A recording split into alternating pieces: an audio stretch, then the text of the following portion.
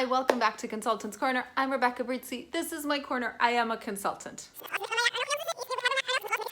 Hi, welcome back to Consultant's Corner. I'm a consultant. This is my Rebecca Brizi. I am a corner. Nope, that's not right. Yikes, total failure. Shut the whole thing down. Except, not really. It's just an intro, and I got a few words wrong. Welcome back. Today we're talking about failure and the fact that failure usually isn't. Isn't what? Isn't failure. It might just be a mistake or something that could have gone better. And it's true that this is the trend. We are talking more and more about failure as a lesson. And if it is a lesson, let's make sure we do our homework. I'm going to cover 4 different ways to examine your so-called failures in order to learn that lesson that they are supposed to teach. The first one being process. Examine the process that you went through. What are the steps? What happened? And what happened after that? And what happened after that? Was that a process that you had laid out, that you had expected to happen? Or had you not laid out a process and just let things happen ad hoc? Either way, there was a process, whether you planned it or not. So find out if the problem was in that process. Was there a step that should not have occurred? Or was there a step that should have occurred later or earlier or was mishandled? Was there a procedural problem that if you change that step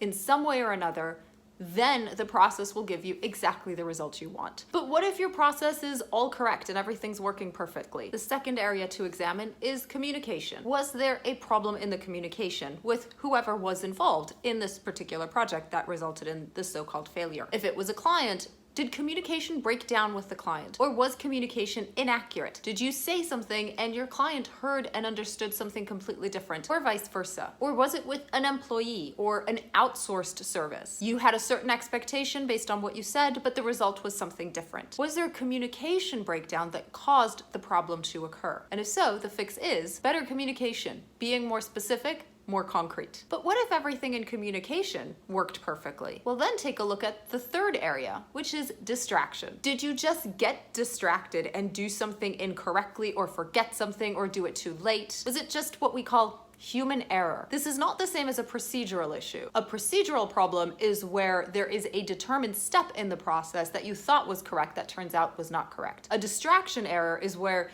you actually know better. You just had an oopsie. So look at those areas where you may have been distracted, where you may have committed just a human error. If that is what caused the problem, the good news is it's not procedural, it's not your communication, it's not something that's baked into your current systems. The key, however, is to make sure that you don't have that distraction problem next time. So what can you put in place to avoid that problem for the future? But what if you weren't distracted, there was no human error, and that wasn't the problem? Start to look at external factors. Did something happen that was entirely outside of your control? Was there an external force, an event, a situation, a pressure, or a change in your working environment that caused the problem to occur? Now, if it is an external factor, can you control it? You couldn't control it this time. What's to say you could control or even predict it next time? But the more you know, then the better prepared you can be. Now you know that this could happen, and you can think about mitigating the situation